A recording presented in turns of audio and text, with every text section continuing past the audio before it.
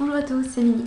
J'aimerais avec cette vidéo commencer une sorte de série en fait de petites chroniques vidéo où je parlerai de tout, de rien et surtout de mode. Et pour cette première vidéo, j'aimerais commencer par revenir sur la Japan Expo parce qu'en fait, donc, comme vous le savez, si vous suivez notre blog, Facebook, etc., donc j'y suis allée, mais je n'ai encore fait aucun article à ce sujet, ce qui est très mal. Et du coup, j'aimerais revenir là-dessus, là maintenant. Et ensuite, dans une seconde partie, j'aimerais vous parler du nouvel amour de ma vie, c'est-à-dire ma nouvelle palette de maquillage.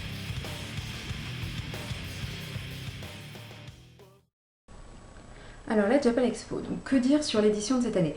Donc déjà, autant vous dire personnellement, avant d'y aller, j'avais énormément de réserves, parce que, donc il faut bien dire que, voilà, comme tout le monde le sait, les prix ont énormément augmenté cette année.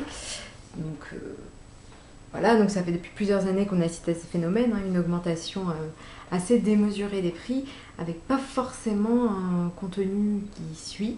C'est-à-dire, enfin, je sais pas ce qu'il en est, par exemple le manga, le cosplay, ce genre de choses, parce que j'avoue que je suis un peu novice en la matière, mais donc moi, mon centre d'intérêt, c'est la mode, la musique, et honnêtement, on voit pas arriver des plus grands noms que ça, et pourtant, voilà, les prix augmentent. Au contraire, on voit une diminution des surfaces, donc qu'il suffit qu'on... Il y a quelques années, je me souviens très bien donc, du village La Forêt, avec toutes les marques que j'adore, donc toutes ces marques qu'on retrouve à Harajuku, avec cet énorme défilé où il y avait donc... il y avait tellement de marques différentes, il y avait plein de marques Lolita, mais aussi des marques punk, goth, il y avait vraiment de tout, et c'était une pure tuerie, c'était absolument génial. Il y avait des modèles comme Arimura, Ryotaro, ce genre de choses, enfin de personnes, à Koei, on a eu droit à Miyavi, enfin voilà. Et là, de plus en plus, disons que le village de la mode, voilà, il a un petit peu disparu. L'an dernier, on avait eu droit à quelques boutiques, dont Shibuya Japan, mais c'est tout, c'était vraiment réduit. Et au niveau des défilés, bon, à Shinauto, c'est très bien, hein, je critique pas, mais c'est vrai que du coup, c'était un peu réducteur et un seul défilé par rapport à ce qu'on nous avait habitué. Voilà. Donc moi, jusqu'à présent, j'avoue que, bon, même si, voilà, je continue d'aller à la Japan Expo parce que d'un côté, c'est sentimental, c'est une convention où on retrouve un petit peu tout ce qu'on aime. C'est dur de ne pas y aller en fait, d'une certaine façon. Et puis il y a toujours quelque chose qui me plaît, même si je critique au final, ça me plaît. C'est juste que voilà, ils nous avaient habitués à un bien meilleur niveau et que pour moi, l'augmentation des prix qu'il y avait eu derrière, et qui d'ailleurs a fait tout un scandale sur internet, ne se justifiait pas vu qu'on me proposait quelque chose d'un peu moins intéressant. Bref, tout ça pour dire que j'étais assez réticente cette année, donc j'y suis allée pour deux raisons. D'abord parce que en tant que membre du Tokyo Fashion Show, pour moi ça me paraissait logique d'aller voir ce qui se passait niveau mode. Et seconde raison, donc pour soutenir Seilen qui défilait lors du défilé Harajuku Kawaii. Et voilà, donc bon, bref, rien que pour ça, déjà, de toute façon, je serais allée pour pouvoir faire la pom-pom girl et pour soutenir ma petite choupinette. Donc voilà, donc bon, alors,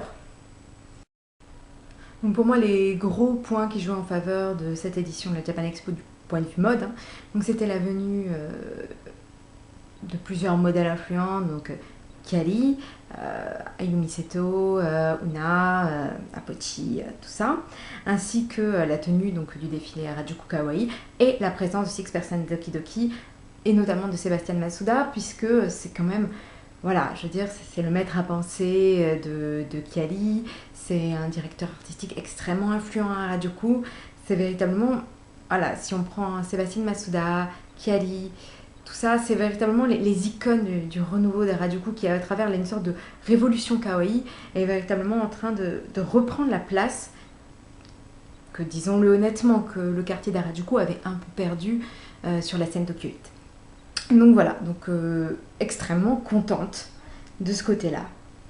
Mais, parce que voilà, je suis quand même une fille qui critique tout le temps, donc hein, j'ai quand même été un petit peu déçue, dans le sens où ça m'a un peu... Après, je comprends aussi que avec le partenariat avec No Life, les modèles donc, comme Ayumi Seto, Kiali, etc., apparaissent plus comme des idoles, donc surtout Kiali, bien sûr, puisqu'elle a son parcours en tant que musicienne, et que Ayumi Seto, Apochi, Una, Fumiko fassent une apparition dans une émission de relooking. Donc c'était amusant lors de la conférence No Life de les voir déjà de la même manière avec Suzuka Asaoka, c'était assez drôle. mais j'ai vraiment regretté qu'il n'y ait pas une véritable conférence mode. Ça m'a vraiment pas peiné, mais déçu, on va dire, de les voir en fait se cantonner à ce rôle d'idole. Bon, c'est vrai que c'est amusant, ça en fait partie, mais elles sont pas que ça. Je veux dire, dire que Kylie n'est qu'une idole, c'est vraiment ne pas voir tout ce qu'il y a derrière. Il y a beaucoup plus. Et voilà, donc de ce côté-là, ça m'a vraiment pas déçu, mais bon, un peu laissé sur ma faim. Voilà, c'est ça. Ça m'a laissé sur ma faim de ne pas avoir une véritable conférence mode, puisqu'au fait, au final, tout ce qu'on a eu, c'est voilà, la conférence No Life. Bon, le défilé, alors là, le défilé, une splendeur, vraiment magnifique. J'étais vraiment heureuse d'être là. En plus, vraiment, j'apprécie enfin, oui, j'apprécie vraiment le fait que ce soit des modèles amateurs.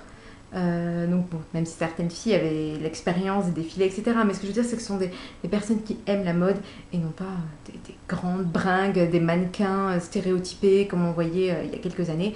C'était vraiment intéressant parce que là, du coup, on avait véritablement un défilé japonais comme on souhaite en voir et comme nous, le Tokyo Fashion Show, on souhaite en faire aussi. Des défilés dynamiques, vivants, avec véritablement des chorégraphies.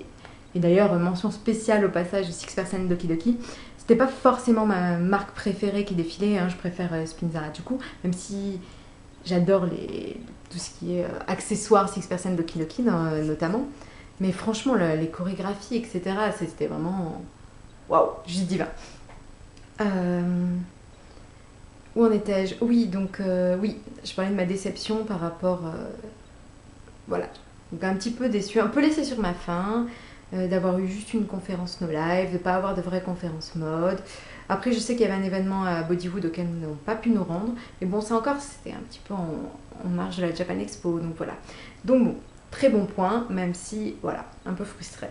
Pareil, bon, je continue dans les points négatifs, hein. Le prix des t-shirts et des goodies qui allaient pas mis ou pas mis. Franchement, c'était encore plus cher que sur le site internet. Bon, alors ça, c'est pas la Japan Expo, hein, bien sûr, c'est le staff de Kiali, je présume, qui a fixé les prix. Mais bon, faut arrêter de prendre les gens pour des gogos quand même, hein, des fois. Bref. Sinon, non, en soi, il y a quand même une Japan Expo très agréable, avec des bons événements, des choses qui étaient à la hauteur.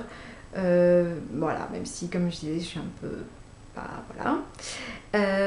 Après en soi, oui, donc je parlais de l'augmentation des prix au début. Bah, je trouve que pour le coup, ça s'est bien ressenti. J'ai rarement pu marcher aussi tranquillement dans la Japan Expo, honnêtement. Le pire étant, donc moi je suis allée que le week-end. Généralement le week-end c'est bondé, c'est le moment où on meurt. Alors je sais que dehors il faisait pas très chaud, mais honnêtement j'ai eu froid dans la Japan Expo. Ça ne m'était jamais arrivé. D'habitude avec la chaleur humaine, voilà quoi, on a un chauffage permanent tout le temps. Et donc voilà, et puis vraiment, ouais, le dimanche par exemple, waouh, j'ai vraiment pu marcher tranquille, hein, rien à voir. Alors d'un côté c'était chouette parce que Japan Expo beaucoup plus détendu que ce que j'avais pu faire dans le passé. Et d'un autre côté, un peu perdu, on va dire, un peu perturbé. C'était la première fois que je voyais ça, ça m'a un peu choqué. Voilà, que vous dire d'autre? Ah si, le look des gens dans la Japan Expo. Personnellement, c'est quelque chose que j'adore regarder en fait. Vraiment, on voit l'évolution de la manière en fait dont les Français reçoivent les modes japonaises. Et cette année, c'était vraiment, mais alors vraiment, l'implosion du pastel. C'était les couleurs douces, le fairy cake qui était vraiment, mais qui était en passe de dominer le monde là pour le coup. C'était assez drôle. Enfin, moi ça m'amuse, hein. Franchement, étant donné que je suis à fond dans le pop cake, c'est vraiment quelque chose que j'adore. Hein. J'en suis mis plein les yeux, mais c'était limite trop. Où sont passés les styles dark, etc. C'est waouh. J'aurais pas pensé que ça avait un tel succès en France, même si bon, je m'en rendais bien compte, mais j'aurais pas imaginé à ce point-là. C'est ce qui est amusant aussi hein, dans les conventions de cette ampleur, c'est qu'on voit des choses auxquelles on pensait pas. Et du coup, voilà, et là-dessus, je suis assez contente dans le sens où l'explosion du sweat, c'est quelque chose qu'on voit aussi au Japon. Et donc là, pour le coup, les Français, bon, avec toujours un temps d'écart bien sûr, mais suivent pas trop mal la tendance japonaise. Donc c'était assez fun à voir, cette petite conclusion du pastel qui est en train d'envahir la France.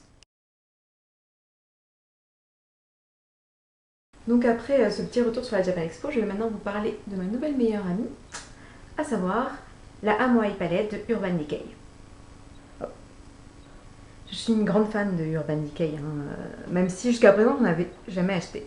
C'est assez curieux à dire comme ça, mais en fait j'adore donc tout ce qui est leur packaging, leurs couleurs, etc. Mais je dois avouer que je suis un peu radine, dans le sens où en fait j'ai une grande addiction, une grande passion pour tout ce qui est accessoires en fait, et ça investit une grosse partie de mon budget, véritablement. Du coup, j'avoue que j'ai un peu tendance à négliger le reste, ce qui est extrêmement mal.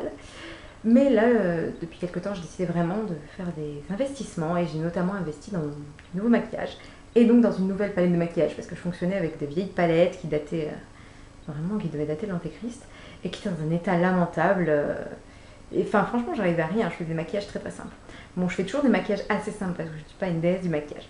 Mais quand même, avec ça, ça a un peu changé ma vie. Alors attendez, je vais vous montrer l'intérieur. Donc voilà, donc la palette en elle-même m'a coûté que 35 €, ce qui n'est pas très cher vu l'ensemble de couleurs et la qualité, honnêtement. Donc ce sont des couleurs très pailletées, comme vous pouvez peut-être le voir, et très satinées. Vraiment, j'aime beaucoup. On peut vraiment faire des maquillages assez sublimes. Il y a une grande variété de couleurs. Donc autant vous dire, c'était pas sur celle-là que j'avais flashé à la base, mais celle que je voulais n'était plus en stock. Donc voilà, et vraiment, je regrette pas au final. Les couleurs sont vraiment toutes, vraiment, peuvent toutes être utilisées. Donc voilà, moi j'ai les yeux marrons par exemple, et vraiment, elles passent toutes très bien. Et ce qui est assez génialissime, c'est qu'elles s'estompent très bien. Donc c'est à la fois génial, mais c'est en même temps un inconvénient, notamment avec le noir en fait. Personnellement, j'adore utiliser du noir, mais c'est vrai que je m'étais un peu restreint depuis quelques temps, depuis que mon ancienne palette a terminé dans mes toilettes. Bref, du coup, voilà, donc moi j'ai vu du noir, j'ai foncé dessus. Et franchement, je me suis jamais transformée aussi vite de ma vie en panda.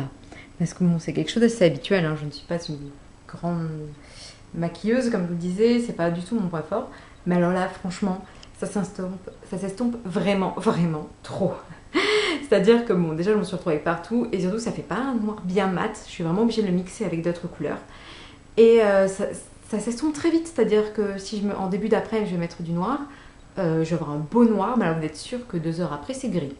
Donc d'un certain côté c'est pas mal, parce que du coup ça vieillit bien. Mais aspect négatif, pour le côté vraiment les yeux vraiment très rock comme j'aime bien, voilà, c'est un peu gâché.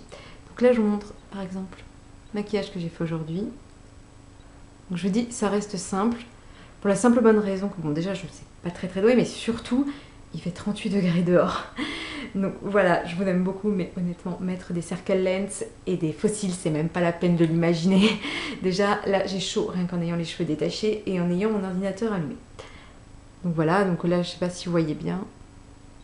C'est en fait un dégradé de vert kaki, de noir. Noir qui est en partie disparu parce que c'était beaucoup plus sombre tout à l'heure déjà, vous voyez, de noir et avec quelques paillettes parce que sans paillettes la vie n'est pas belle, de marron et de blanc. Voilà, oui, je suis dans une grande lubie verte, hein, comme vous pouvez le voir, robe verte, fleurs vertes et maquillage vert. Voilà, donc pour tout ça pour dire que donc la Amo Eye palette de Urban Decay, honnêtement, je vous la recommande. Pour une palette de débutante comme moi, je pense que c'est une très bonne palette. Après, je pense que si vous voulez faire des choses un peu plus complexes, il serait pas mal de la mixer avec d'autres palettes, donc notamment l'utilisation du noir, mais pas que, parce que comme je disais, c'est des couleurs qui s'estompent beaucoup, ce qui peut parfois être un peu dommage. Même si c'est génial pour les débutants, parce que alors du coup, pour réparer les petites erreurs, etc., super, franchement, super. Voilà, c'est tout pour ma première rubrique. Je trouve que j'ai déjà pas mal parlé. J'espère que ça vous a plu et j'en ferai d'autres, hein, bien sûr, à l'avenir. Donc voilà, je m'excuse quand même un petit peu pour peut-être la sensation de tournis que j'ai pu vous donner avec ma caméra, mais j'ai quelques problèmes avec ma webcam, du coup je suis obligée de faire avec ma caméra à la main. Donc voilà, donc je vous donne rendez-vous à la prochaine vidéo.